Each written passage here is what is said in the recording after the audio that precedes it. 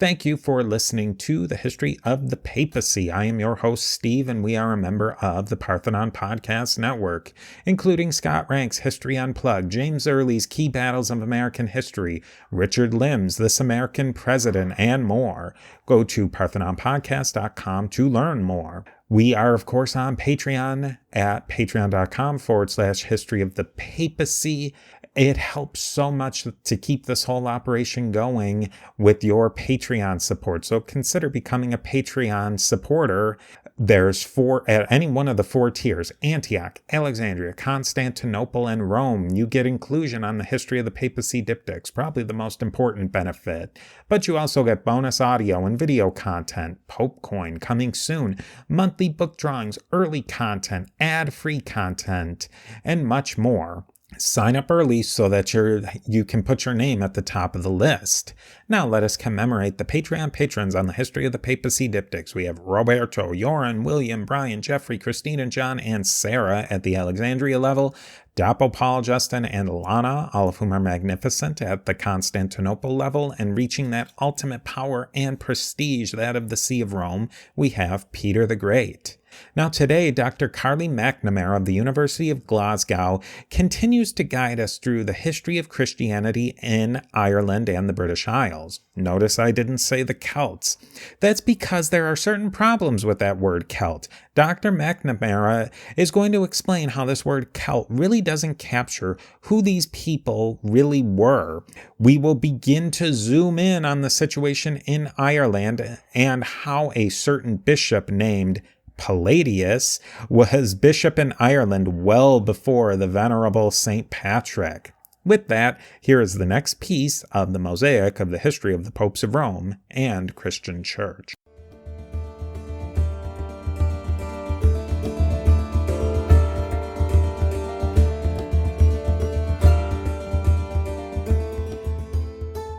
Welcome back to our next episode in a series on the Celts and Christianity in early medieval Ireland and northern Britain. We are going to dive into the fascinating story of a group of people that lived all over Europe. The Celts have grabbed the interest of history fans throughout history.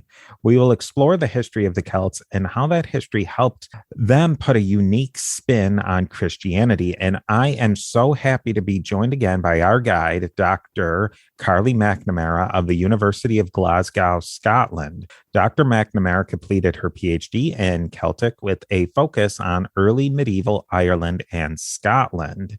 Now, we have a previous episode. Our last episode was a very broad overview of the Celts. So if you're really interested in that and you want to hear the background, definitely go back and listen to this. But I think a lot of these stand alone, even though they do build on each other. But again, it's always up to you how you want to listen to them. We discussed this a little bit in that last episode if you listened, but we're going to talk a little bit more about this term Celt. And the term Celt was originally a language term that referenced people who spoke a Celtic language, but it has come to be used in an extremely broad way that doesn't precisely line up with the evidence.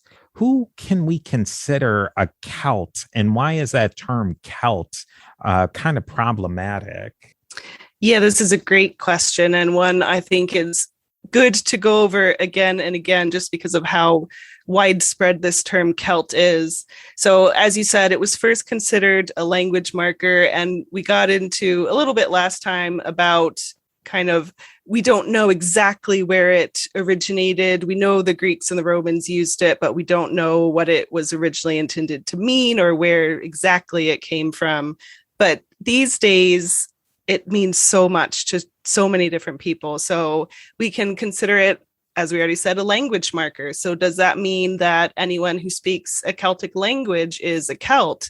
So if I lived in Japan, but I spoke fluent Welsh, would that make me a Celt? Another question is anyone who makes Celtic art a Celt? But then we have the question, what do we understand as Celtic art?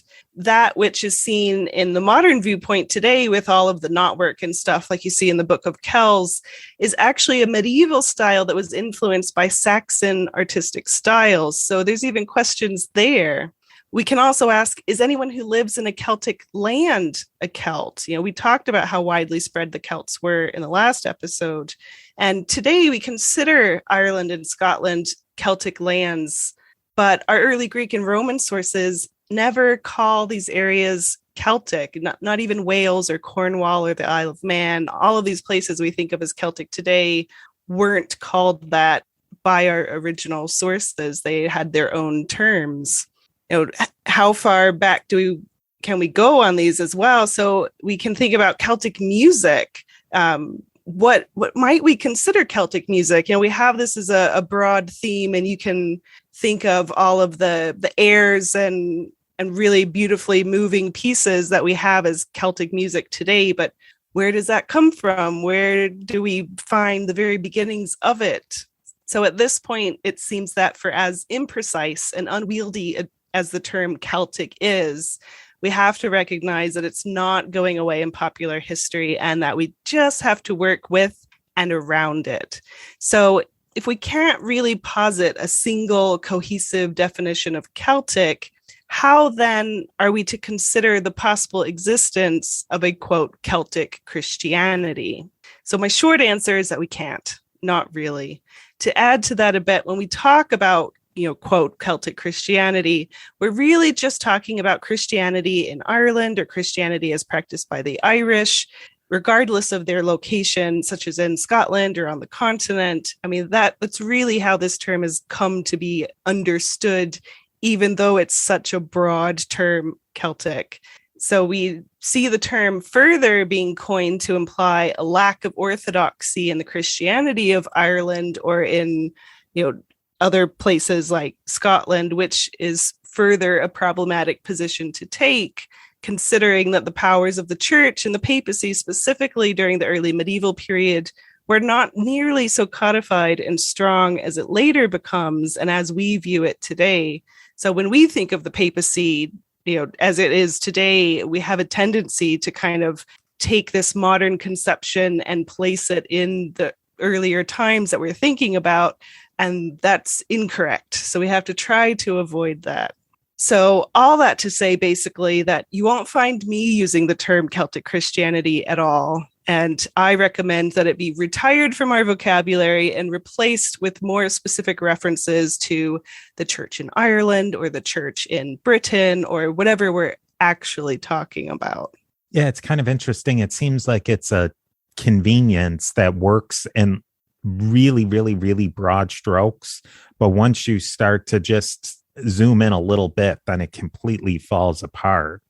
Yeah, it really does. You'll see this conception of pan-Celtic is a kind of term that gets bandied around a bunch. But as we talked about last time, if you're looking at such a broad geographic and temporal space, there's no such thing as pan-Celtic. Like, it's not all the same. We can't paint it with such a broad brush. So yeah, just the term itself is so problematic, but also so bound up in modern conceptions of culture and history and all that good stuff. I think you bring up another great point to give. I think people should always keep it in their mind is later conceptions that people have and that we commonly have. The papacy's this way. Well, the papacy, a lot of things that have happened that we consider really traditional didn't happen until maybe the 1800s. And things that were really traditional are maybe only from the 1500s. But we're talking about a time way before that. And it's really important to kind of keep things in the context we're talking about and not start putting on conceptions and institutions and ideas that wouldn't come along for, in some cases, thousands of years after our period now. Yeah, for sure. And even beyond that, our understanding of the things that we have been reading has changed and grown as we've developed as researchers and historians in the last, say, 100 or 200 years. So we even have to be careful about going back to 19th century or even 18th century materials and how they understood the things that they were reading versus how we might understand them today with the kind of additional evidence or additional time thinking about them. Yeah, we could talk about that. I think there's so much to talk about there, but let's get into the Irish for today, which is Ireland is going to be one of our main focuses today. What's the very basic background to kind of set the stage of where we're going with Ireland? Yeah, so I think most people will be familiar. Ireland is one of multiple islands in the North Atlantic off the western coast of Europe, formerly part of what was considered the British Isles, but that's kind of being walked away from more and more as time goes on for maybe understandable political reasons. But in the early Latin sources, it was known as Hibernia. And then in its own language, it's known as Éireann or Éire.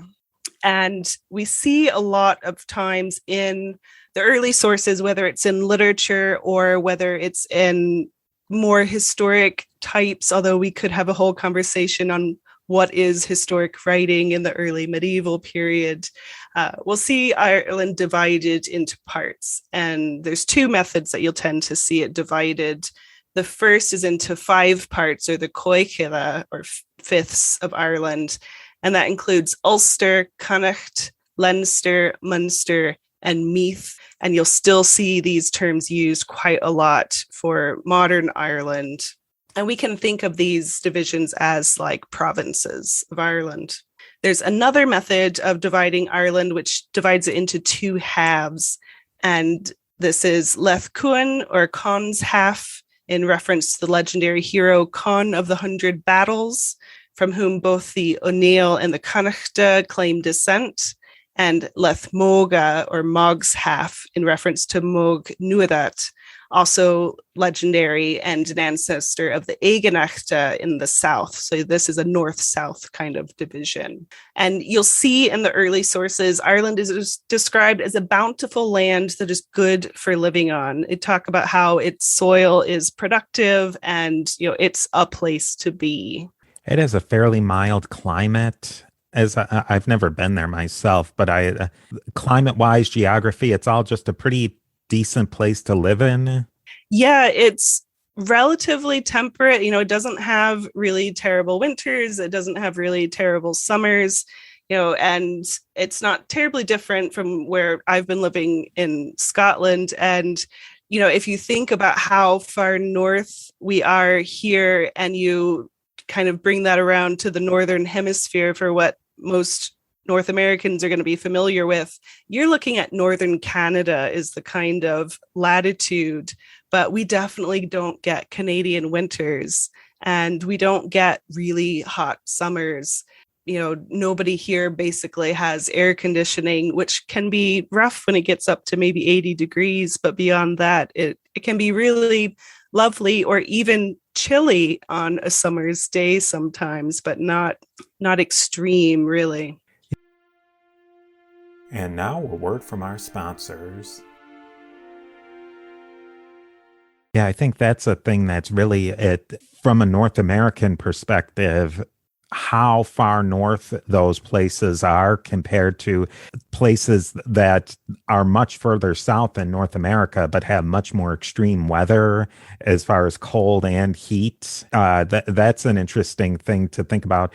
And also one other thing, was there a drastic difference in culture or anything that would mark a difference between, say, the northern part and the southern part? There are some distinctions that are evident, and you can see it in things like where cashels tend to be found most, and cashel is a kind of a fortified settlement type, or where ogham stones tend to be found most.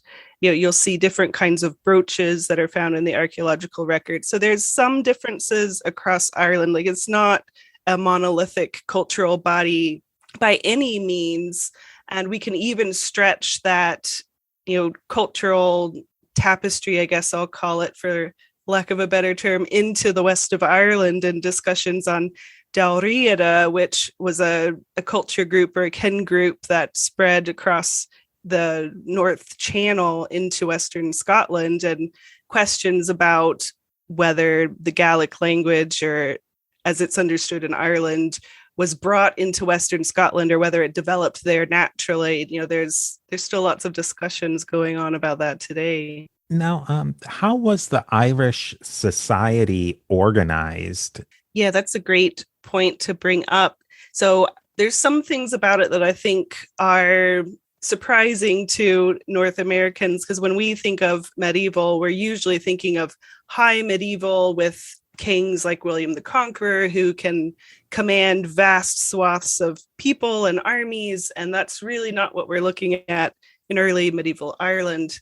So even just looking at kingship, you've got different levels of kingship. So you've got your ri, which is the lowest level of king, like your petty king. He's your local guy. He would likely control a single tua or kingdom. Then above him, you have the ruri, or the over king, who might be king over a few ria or kings or tua, so a few kingdoms. And then above him, you have the rirurech, or the king of over kings, sometimes also called the ricoichid, or provincial king. And then even above him is the arstri, or the high king, although this position is typically more a goal than a stable title that references consolidated power.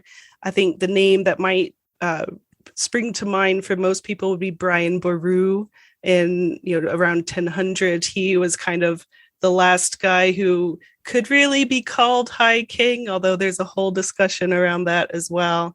So the ability of one man to hold any position was really based on his own personal power, or the power that he was able to amass through alliances or dominance of other peoples or things like that. So it was really you have to prove and you have to hold your power. It's not really something that's hereditary or given to you, or that you can just assume. And I do want to note that while legal records do determine different honor prices or damages that were due to people based on social status, there are kind of regular, ordinary rights that were conferred equally upon pretty much all people. So you might be familiar with honor price in Saxon or Norse society is where we see it referenced to the most, but we've got it in Irish society as well in access to the legal tradition.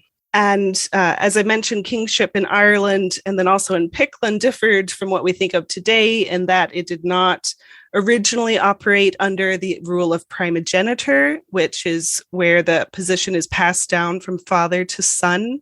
Instead, you had this kind of pool of eligible candidates from whom a king could be selected. And this included those who were sufficiently related to a previous king and also sufficiently wealthy in order to support the retinue required of a king, because there were a lot of rules about what a king should do and what he should have and who he should have around him. So one suggestion of this pool of royal candidates comes from what's called the Dervina, or the primary family group, and everyone was part of a Dervina. So this consists of all those people descended from the same great-grandfather, and that's a total of 4 generations. So it did sometimes happen that the kingship would bounce back and forth between different branches of a family because of the way the Dervina was organized, that was a possibility in this pool of acceptable candidates. And I also just want to mention that in addition to actual blood ties and then marriage ties, which we might expect, Ireland had a system of fosterage where young boys and girls would be sent to another household where they would be taught the skills needed for their station in life. And ties of fosterage could be very close. And we see evidence of this in medieval Irish literature, such as that between Cuchulainn and Ferdiad in the Ulster cycle, and people might be familiar with Tá Bucúlna or the Cattle Raid of Cooley as one of the really big tales in the Ulster cycle. So kind of beyond that, ties of kinship were still somewhat malleable. new origin stories were sometimes created in order to explain a situation that existed or to attempt to make a connection to someone or something that was beneficial to the pursuit of power. We see this kind of thing happening in County Down, where you've got the Dal na Réid and the Ulleth, and the Dal na Réid trying to claim to be the real Ulster people. So it's interesting how much that can come into it. So I also want to mention that rather than what we might think of as the usual kind of rulership in the medieval period, where you've got your lord that just kind of rules over people, and they may have claim on people and their work. We've got a different method in Ireland. So it's more of a client-based method of organizing society. So if you had a lot of wealth, you would have clients below you. And it was kind of a contractual relationship. So you agreed to give your client X amount of land or Y amount of cattle. And at the end of the year, they would render back to you a certain amount of cattle and probably a portion of your harvest. And even within that, you would have different levels of clients. So some you would give more land and cattle to, others you would give less to. And clientship could even be divided into free and unfree status. And we probably won't get into the details of those today, although even the unfree clients are still going to be above what we consider slaves. And we'll probably talk a little bit more about slaves in a bit.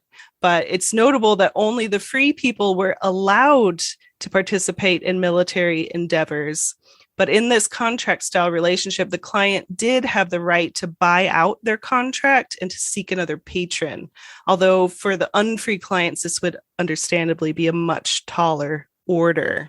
And I think that thinking about early Irish law in a contract law kind of way helps us to understand their system a lot and how ideas of restitution for injuries or deaths or even marriages worked. It's interesting. It kind of has a little bit of connection to Roman law, or the way the Romans conceived of with clients and patrons, and that a lot of the societal problems would get ironed out through that client-patron relationship. Yeah, I can see some of the similarity there. I think it's likely that in Ireland they would have relied a little bit on the legal system than you see in Rome, trying to do the extra legal client-patron relationships to smooth things out. I think they tended to go through the law a bit more, as I understand it. I'm not a Roman expert by any means.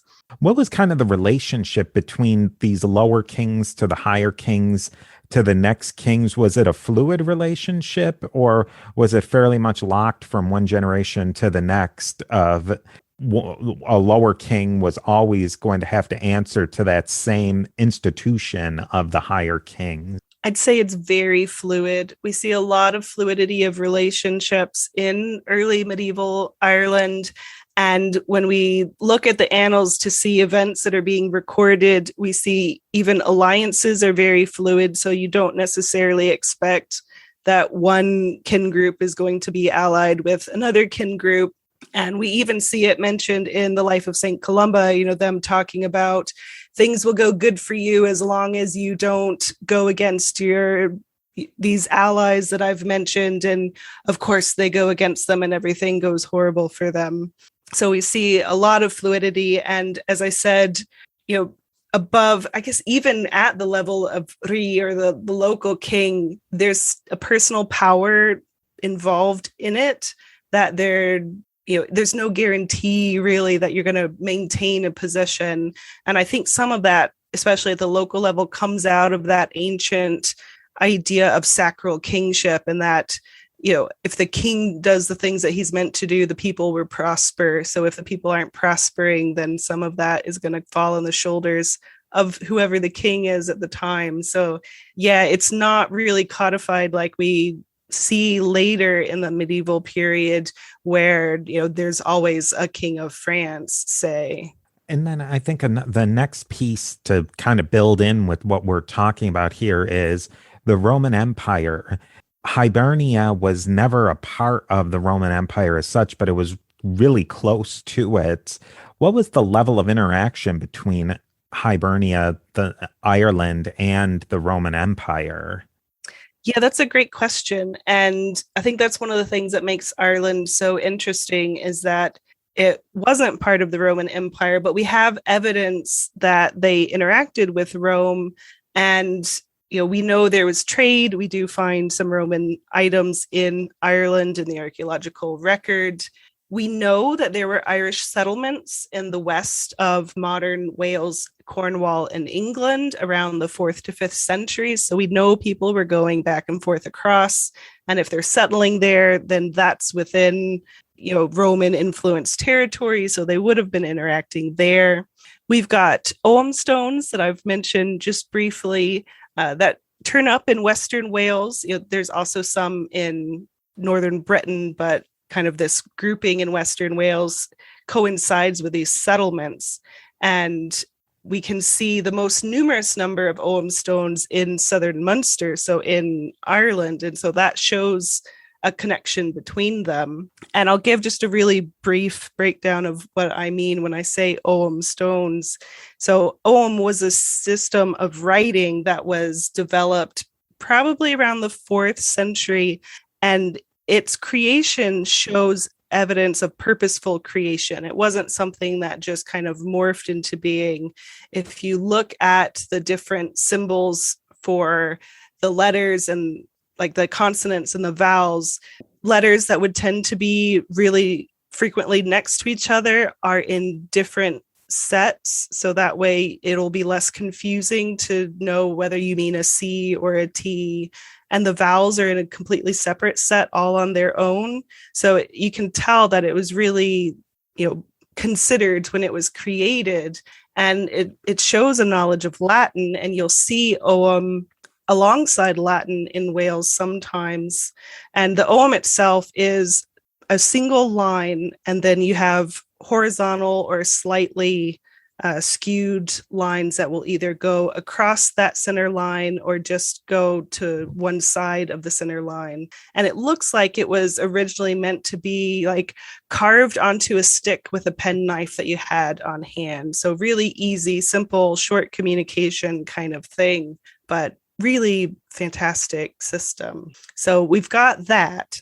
We've got Gildas, who was an early British ecclesiastic, and I love Gildas because he hates everything. You can appreciate that.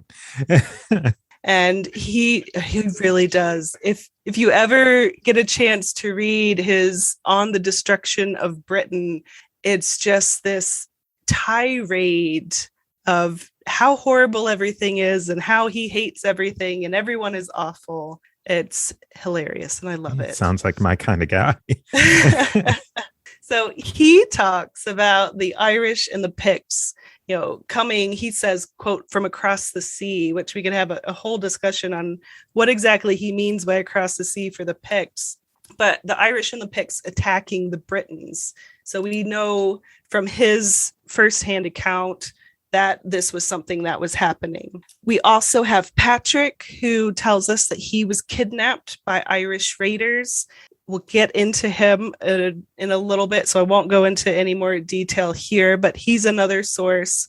And we've also got the Roman historian Ammianus Marcellinus, who talks also about Irish and Pictish raids at the end of the 4th century. So we've got a lot of evidence that these people are interacting, and we've got Irish people and culture coming into Western Britain, and we've got some evidence of Roman influence going the other way. So even on top of this, we can think about how physically and geographically close Ireland is to the island of Britain, even though through the fact that it's been possible for many years for someone to take an early morning ferry from one side to the other, spend the day shopping, and then take a later ferry back home on the same day. And that's not to suggest that that's what 4th century sailors would do, but it does give us some idea of the distances that we're working with. And now a word from our sponsors. And more or less, how long would it have taken in ancient times to make that crossing, approximately? Yeah, that's a great question. So I've done a little bit of thinking on, how long it might take for an early medieval boat to go and what kind of distances they might be able to travel in a single day. So across most of the Irish Sea, it's approximately 50 kilometers from a few close points between Ireland and Wales. Or you could use the Isle of Man as a stopover, which is itself 50 kilometers from either side. So the narrower crossings are going to be between the North Ards Peninsula in Northern Ireland. So that's going to be in modern County Down, and the Rins of Galloway in what's now southern Scotland. Those are about 41 kilometers apart, or about 25 and a half miles. The very, very narrowest crossing is between the North Antrim coast, again in Northern Ireland, and the Mole of Kintyre in Scotland, which is approximately 21 kilometers or 13 miles apart. And on a clear day, it's possible to make out houses on the other side clearly enough to count the windows on them. I know this because I've done it.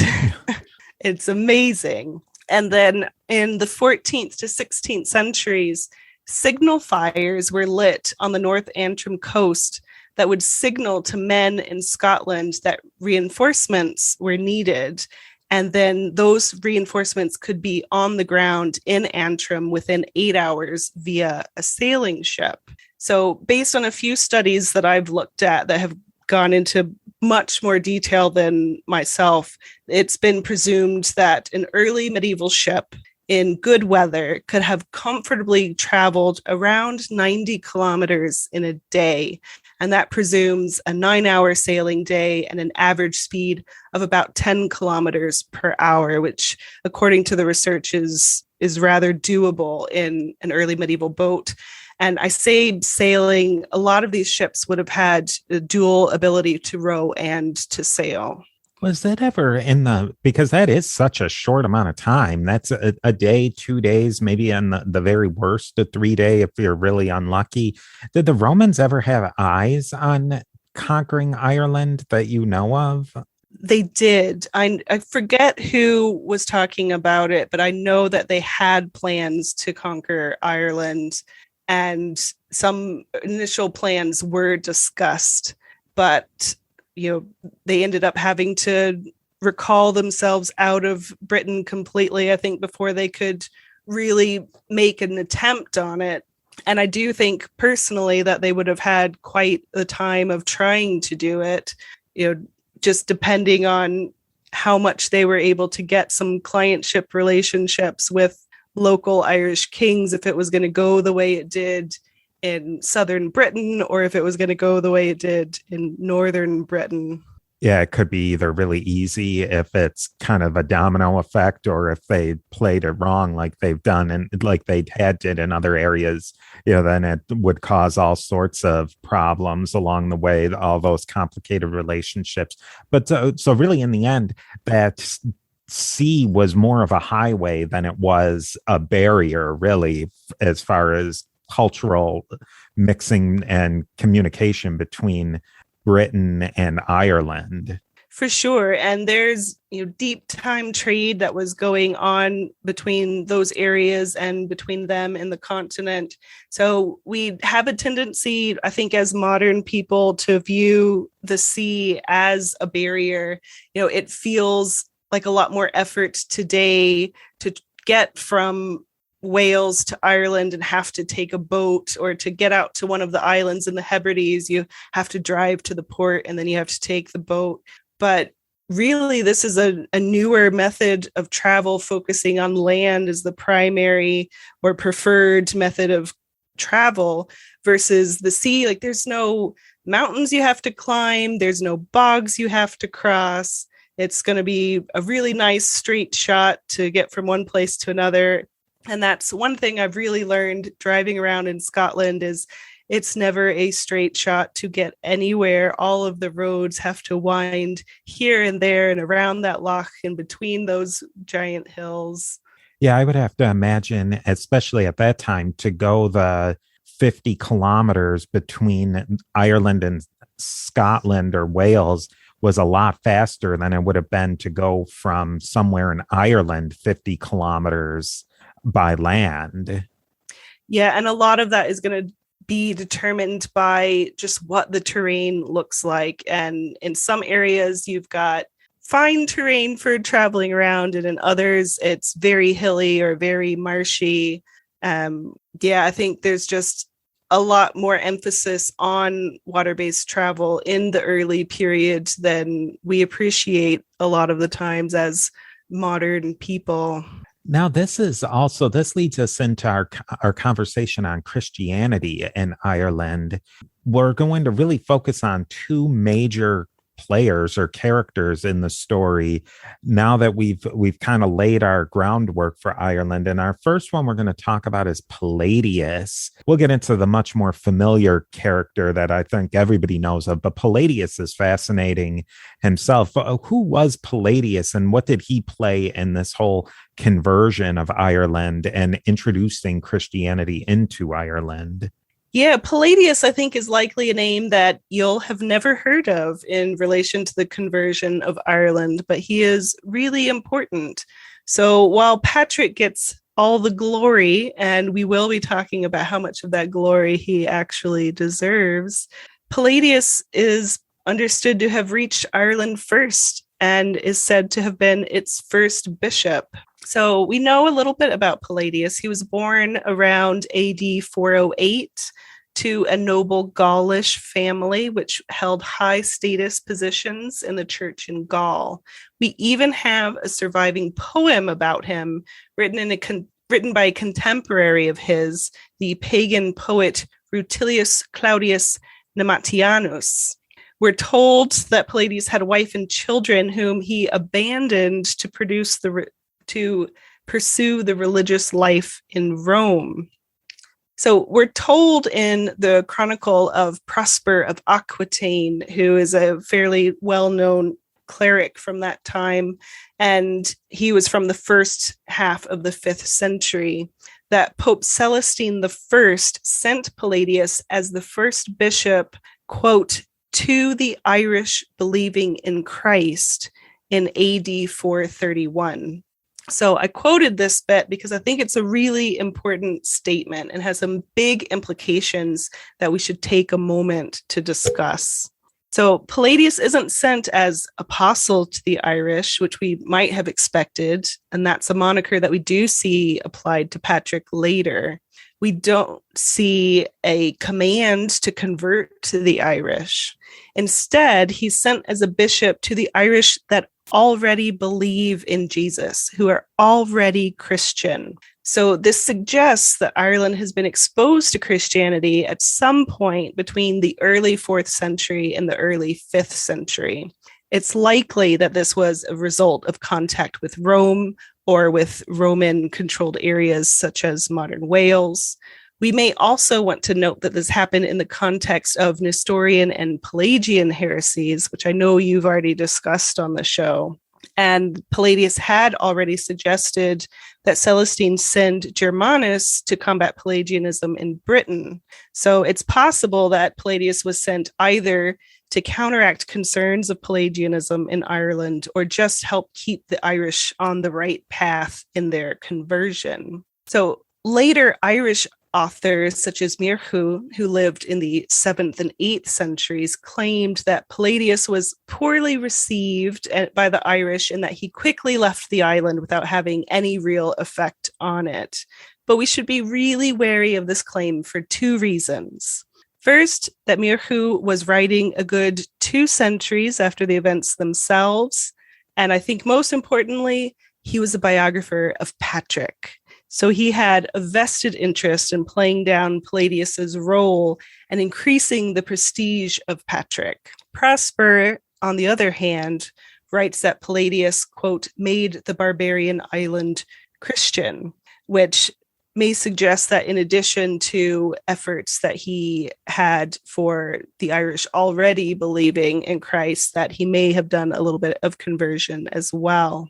But really, aside from a few early place names that suggest Palladius may have been active in the modern counties of Kildare and Meath, there's really very little that we know about Palladius's work in Ireland. There's always an interest with Christianity as it spread, and a push and a pull between common people, and it's spreading that way. And then it's spreading through kings, and then kings and leadership imposing it onto the people.